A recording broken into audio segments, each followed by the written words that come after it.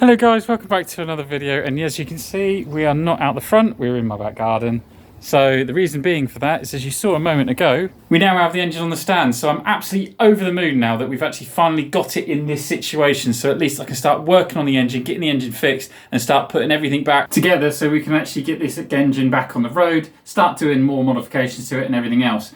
But I've been sat here for absolutely ages waiting for certain bits to come in through the post and get repaired, so then at least I can start putting the engine on in its cradle, so at least we can actually get the thing repaired and actually investigate to find out what is the problem with the engine and see if it is any more than obviously the little ideas that we think it is. So no further ado, let's crack on and start working on the engine. So the first thing I'm going to do is just have a quick walk around to see what's the best way of doing things. I'm going to take the turbo and the manifold off in a second, along with back here with the thermostat housing. I've left the flywheel on because I need that to lock everything up, but all I want to do now is I just want to get rid of some excess weight that I don't need, and plus I'm going to need to take this turbo off anyway, so that's going to be the first thing to do. So yeah, and then as soon as we've done that, then you'll be cracking on taking obviously the cylinder head back off, taking the sump back off and start splitting it. So yeah, let's crack on guys.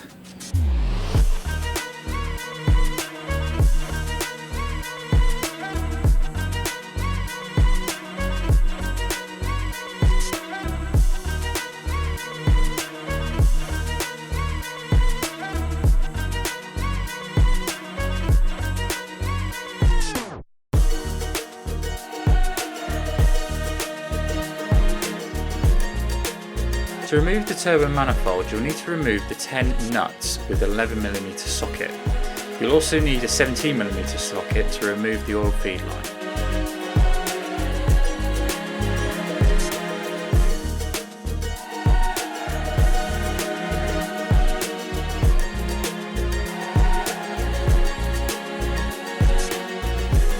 So there we have it guys, the exhaust manifold is off with the turbo.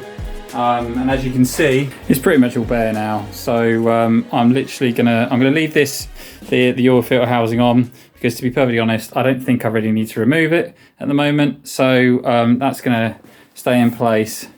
And now it's literally just cracking on and doing what we're supposed to be doing. But I've got to say guys, if someone said to me about a couple of years ago that I'd actually be ripping an engine out, I'd be like, no chance, there's no way I'd ever even dream of doing that, because I wouldn't have the bottle to do it. So yeah, I'm even shocked myself that I've actually managed to do this, and once it's all finished and done, yeah, I'm not going to toot my own horn just yet, because we don't know how it's going to land. But at the end of the day, guys, like I said, don't be afraid of trying something to do it yourself, because at the end of the day, like I said before in previous videos, you're more than likely going to pay someone anyway, so if you fix it, you'll get a huge amount of satisfaction out of it. I never even dreamed, I'd do this. Even when I was doing my apprenticeship, I never even ripped an engine out when I was doing my apprenticeship. And I only did 2 years of that, so I never actually finished the entire course. So just get out there, guys, give it a go, and you'll be absolutely surprised on what you can accomplish.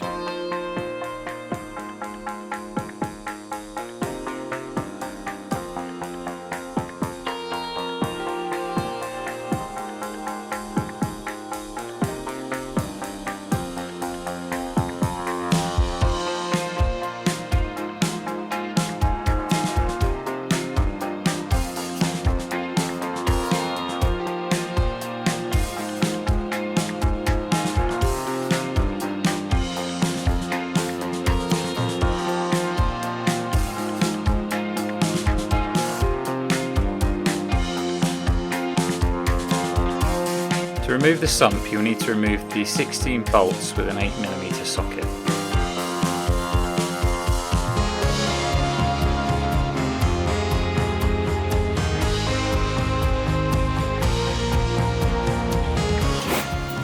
Yeah, just so you can see guys, no wonder she's shot teeth.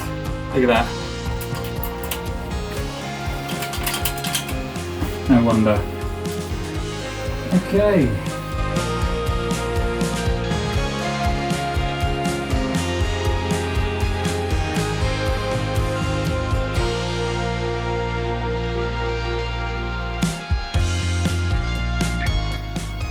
So guys, this is what the problem has been. Just this one thing is what's pretty much nearly destroyed the entire engine. Broken this off, put it into the pan, broken all the metal pieces, obviously they've gone in there as well, because, yeah, you see this? I'm not putting a lot of pressure on that.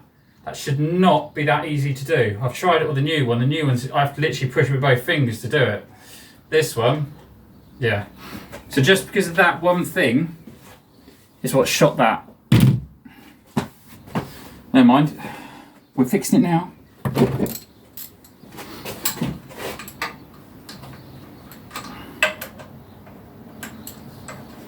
Like I said, it doesn't matter. The timing is majorly out.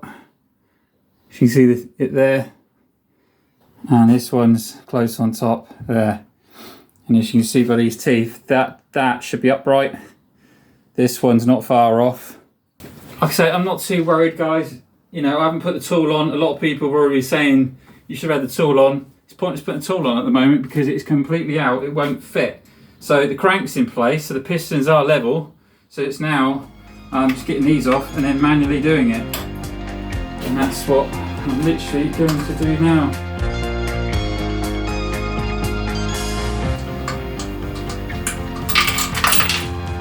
Shit. I'll come out in a minute. To remove the Van Arston exhaust pulley, you will need an E14 star socket. To remove the bottom pulley, you'll need to remove the 3 bolts with an E10 star socket.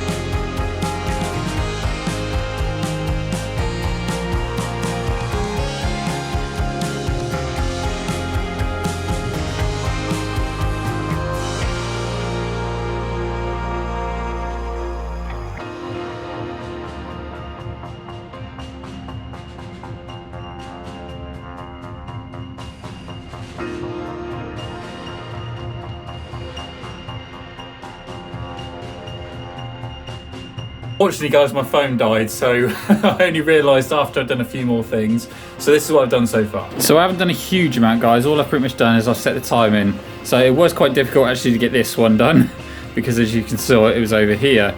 So I did manage to move it over and I've put it all in place now. So the camshafts are now in time along with the crank.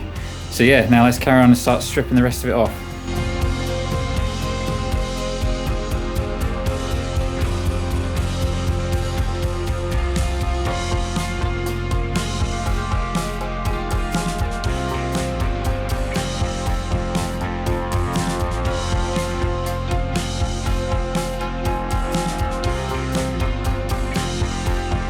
To remove the chain guide, you will need a T45 to remove the 2 bottom bolts and a T50 to remove the top bolt.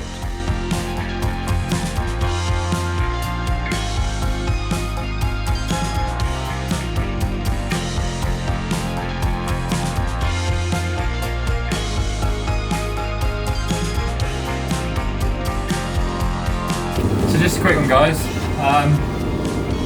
This one, which is on this side, it's come out okay. It actually looks pretty intact. A little bit is chipped off, nothing to worry about on that one. But the one that's on this side, this is all that's left. So you got this little bit, and if you see, this is chewed up to buggery. This bit here is obviously where the dipstick goes through, alongside that bit there. But let me show you what an intact one looks like. So that's what it should look like. This is all I've got left of that one. So if I put them together, that there, and then you've got that bit in between. All that section there is what was in the sump. So it's absolutely battered it, and it's just absolutely shocking to see how much it's absolutely destroyed it because it shot a tooth. And that, like I say, that tensioner, just that alone has caused all that destruction. So, like I said in my previous video, guys, which will be in the top right hand corner now, if you haven't done one of these, get it done, because a chain does not last the life of the engine. I don't know if some people actually think that. It doesn't. It's like a cam belt. I'd recommend to change these about every 50-60,000 miles like you would with a cam belt. There's no way that it is to last the life of your engine. As you can clearly see, it doesn't last the life of the engine. So if you haven't done it already, guys, go out there and get it done. To remove the oil pump, you'll need to remove the 3 bolts with a T45, and to remove the baffle plate, you'll need to remove the 4 bolts with a 10mm socket.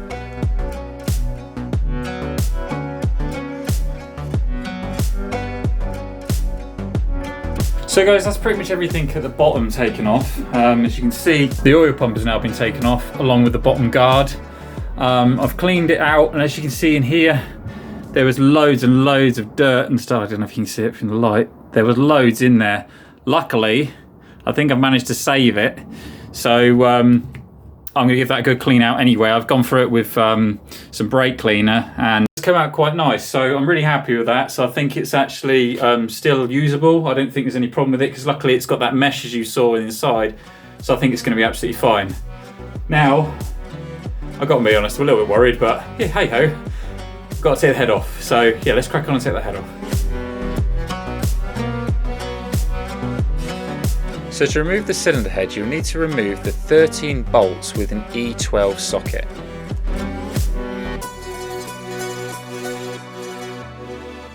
Now I don't know if it's just me, centre ones were as hard as nails. The rest of them were pretty simple, they didn't give much of a crack. So I don't know if some of them are loose or not, but hey ho.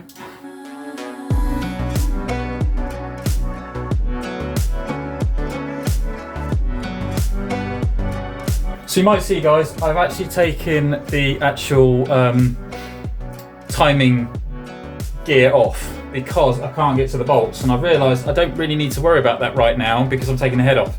So when I put the head back on, oh, that's where I'll be putting the timing back in place and be clamping it down, but at the moment I don't need it.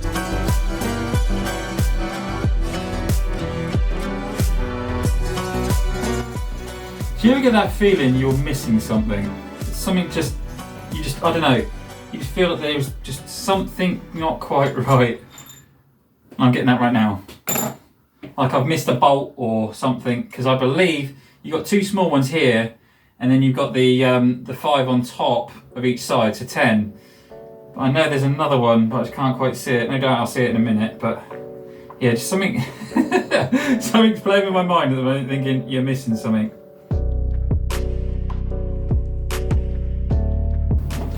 Yep, knew it. There it is. So if you can see, guys, this is the variable valve timing valve. I've cleaned a lot of it out, but there was some crap even in that. You can probably see in here, look. So I might look at getting that replaced. I might not need to though. It looks still in pretty good nick. If any of you are interested in how much it's actually cost so far, I'll let you know at the end of the bill. So I've just ordered a load of stuff from Mini, funny enough, and I've actually found that just a piece of advice, guys, don't always think that going on eBay and everywhere else to get parts is actually cheaper, because it's not. So just to point out that the head bolts and the bolts that are at the bottom that hold the crankcase together, because the crankcase comes in 2 parts, go to Mini, because I found them on eBay and they're a lot more expensive. So the crank bolts, which you've got 10 of, I found them online for about 85 quid for the full set. Now I went and I got a quote from Mini and it's £32 for all of them. So like I said, guys, go on to Mini themselves, and you'll be surprised on some things are actually a lot cheaper from there. So guys, I've got you more of an expanded view because I've just rearranged everything in my garage now to accommodate for all of this. So yeah, I'm going to literally take the head off now and I'm going to put it pretty much where you are. So, and then we'll have a walk around and see what's what. I'm hoping it's just going to come straight off, but yeah, let's hope. So, oh.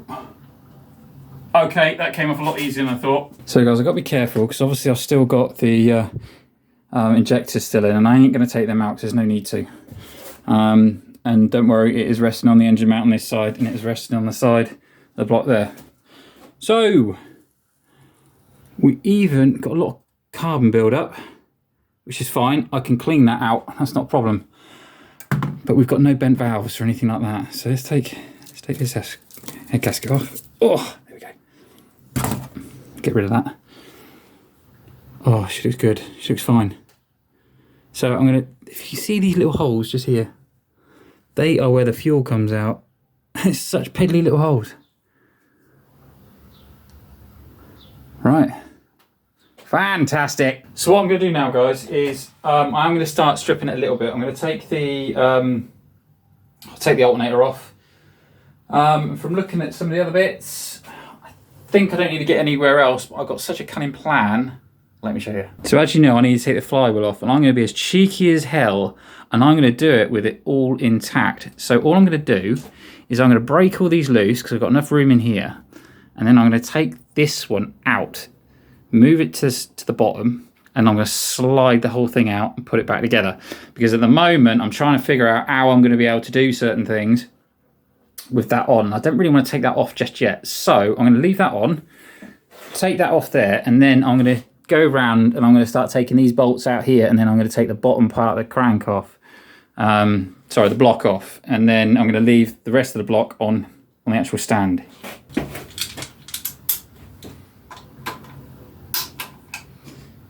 I've got to be honest, guys, my trusty Halfords toolkit, it helped me out no end throughout this entire build. So if you ever get a chance, I'll tell you what, without me talking about it, let me just show you it. So this is all it is. It cost me about £100 about 5 years ago.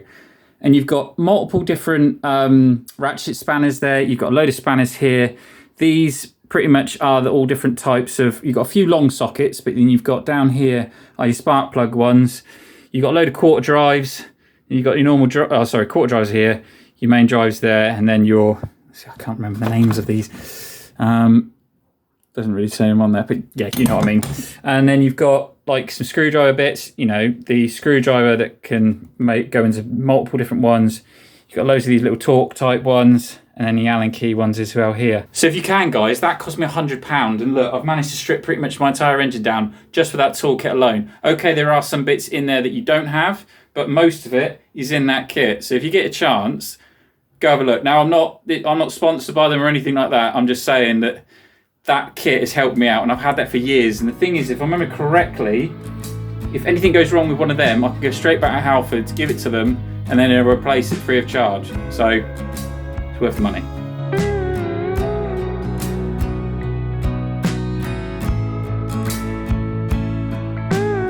So guys, we've now finished doing the outer bolts. So we're now going to attack the 8 main bolts, which are 16mm. But just a quick one, guys, they've done a little sneaky thing with this engine, and that is, there's not 8 bolts, there are 10. Just underneath these caps here is another 16mm bolt. So the way to attack it is you've got to literally go in there with a screwdriver and a hammer, literally flick them out, and then you expose them, and you have to get new ones of them as well. Big will go home.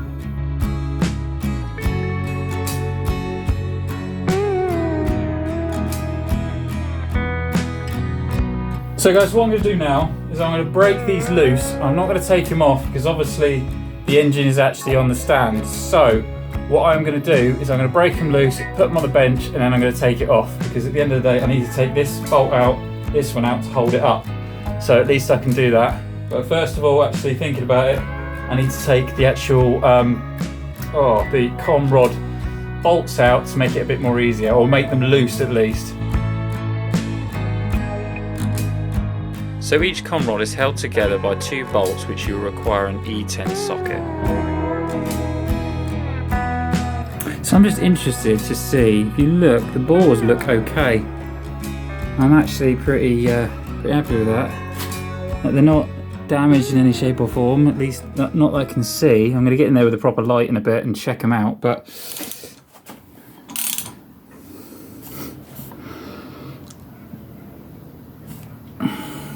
yeah, they look all right. I think we have been very lucky. Right guys, so I've had to move you because I've had to put the block now on here. It's not as heavy as I thought. It is quite heavy still, but yeah, it's not too bad. But I've had to move you there because originally you were there. So yeah, I need the space for this because I'm going to then move. This is going to go This is going to go over here, that's going to go over there. So probably better off actually moving it again.